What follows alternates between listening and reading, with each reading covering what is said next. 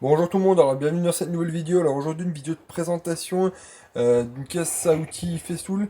À savoir que tout ce que je vous montre là, les liens, je vous les mettrai directement dans la description. Les liens en description, c'est des liens d'affiliation. Donc ça ne coûte pas un centime plus cher et ça permet de soutenir la chaîne. Pour ce qui est de la caisse à outils, juste pour vous montrer un petit peu à quoi elle ressemble de l'extérieur. Faut savoir que la caisse elle coûte entre 85 ouais, 80 et 100 euros. Ça dépend les revendeurs. J'essaierai de tout vous mettre en description, même ce que je vous montre à l'intérieur. La caisse à outils en soi, elle est hyper légère. Je sais plus combien elle fait sincèrement, mais à vide, sincèrement, vous la sentez quasiment pas du tout, mais vraiment pas du tout. Hyper légère, elle est totalement en plastique. Ici en plastique transparent, après sincèrement c'est du plastique vraiment rigide, donc il n'y a pas de souci à ce niveau-là. Après c'est pareil, tout dépend de ce que vous faites aussi.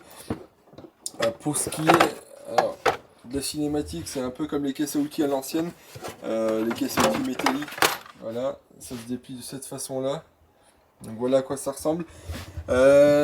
Pour ce qui est, alors il y a 2-3 accessoires aussi qui sont vendus séparément, c'est ces petits tiroirs-là qui sont vendus séparément, que vous avez la possibilité de retirer. Qui coûte pareil. Alors je crois que pour remplir les deux tiroirs là, ça vous coûtera une trentaine d'euros. Donc pareil, à voir si vous en avez l'utilité. Mais moi je trouve que ça fait vraiment bien plus propre.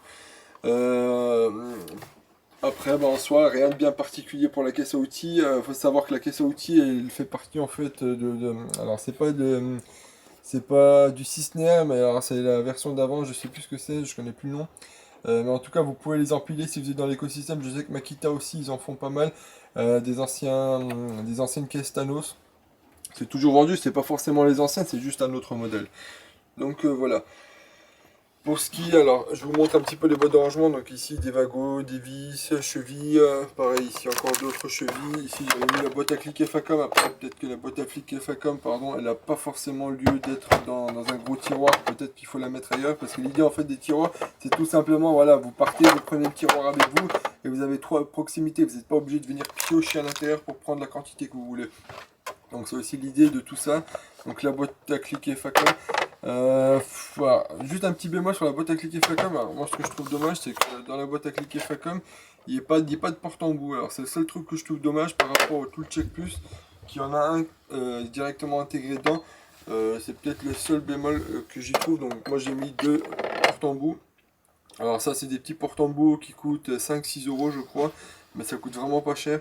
Vous en avez deux, je crois, pour ce prix-là. Et puis là, il y en a une plus longue. Alors là, c'est Milwaukee qui le fait. Ouais, c'est la marque Milwaukee.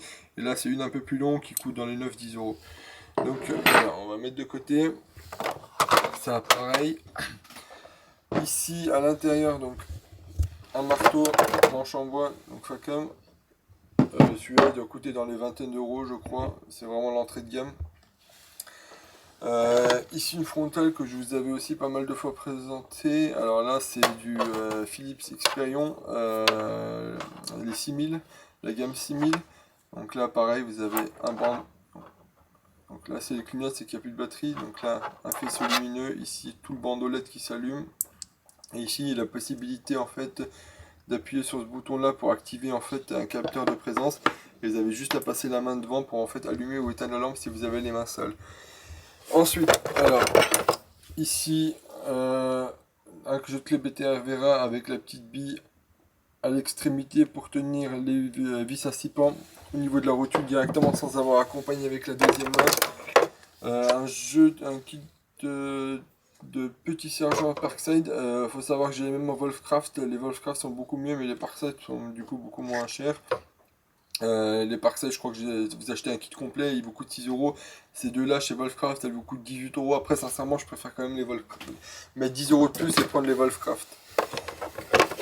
Un tout petit jeu de clé BTR Facom, on ne sait jamais. Ici, une multiplie complexe, c'est la 250 mm. Ici sur le côté, alors là c'est le Ergo Strip de Knipex, donc ça c'est vraiment pour dénuder, ça va vraiment bien aussi. Sur le côté, alors là on a une petite pince à sertir pour les embouts électriques. Alors celle-là elle doit coûter dans les 160 euros, sincèrement ça coûte une blinde ça.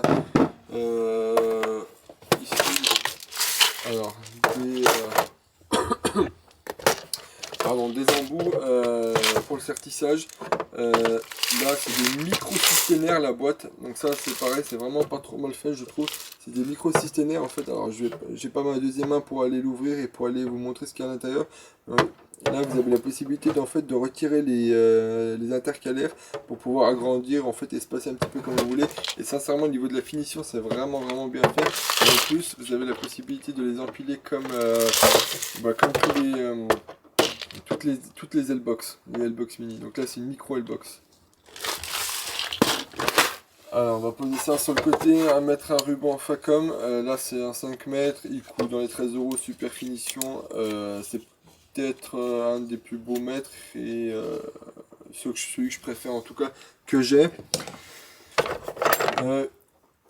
Une pince coupante Baco qui coûte une vingtaine d'euros, là des embouts avec un porte-embout de la marque Vera, donc là sincèrement vous êtes quand même pas trop mal fait. On va dire vous avez pas mal de choix. Ça coûte pareil une vingtaine d'euros je crois avec un porte-embout métallique. Là c'est des tournevis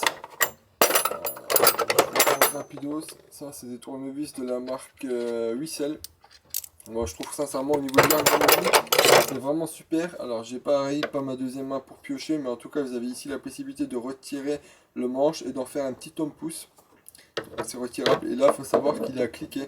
Donc là vous avez un petit verrou et en fait vous avez la possibilité d'utiliser comme cliquet. Alors là je l'ai verrouillé.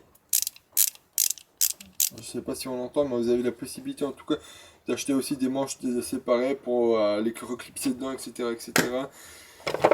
Sur celui-là vous avez le manche alors que vous pouvez retirer, donc pareil j'y arrive pas à une main, donc et le retourner, ça vous fait deux embouts en fait différents sur un tournevis. Et là, pareil, même principe, sauf que là on a des empreintes japonaises. Alors ça je savais pas personnellement, mais en tout cas moi je me sers uniquement du plat pour l'instant. Un petit tournevis électricien, là pareil encore un plus petit Facom. Ici pareil, une grosse baladeuse. Alors là c'est pareil, la marque Philips Experion. Elle éclaire vraiment bien, c'est impressionnant je trouve. Elle coûte sincèrement, elle coûte pas si cher que ça, elle doit être aux alentours d'une quarantaine d'euros et montée en dessous. Le crochet derrière, donc c'est pas trop mal fini. Après, je sais pas au niveau de la résistance que ça donne, c'est cette partie là qui me paraît un petit peu fragile. Après il y a une certification IK07, donc je crois que c'est chute d'1 mètre. Mais bon, voilà, il y a une certification. Après moi, sincèrement, ça me respire pas confiance pour ce qui est de la solidité. Avec des clés plates à fourche Facom. Là, c'est vraiment l'entrée de gamme. Donc ça aussi, c'est pas mal, je trouve. Après, vous avez vraiment la possibilité d'acheter la version plus chère. Après moi, sincèrement, si je devais remplir toutes les caisses avec les versions les plus chères, je m'en sortirais pas, je pense. Et là, un jeu de clé Torx de la marque Proxon, ça c'est pareil, je trouve que c'est vraiment bien, ça coûte une quinzaine d'euros je crois, pour un jeu de clé Torx qui est pas trop mal fait.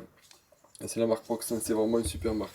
Donc voilà à peu près tout ce que j'avais à vous présenter aujourd'hui, n'hésitez pas à me dire ce que vous en avez pensé, puis on se retrouve pour une prochaine vidéo. Allez, au revoir tout le monde.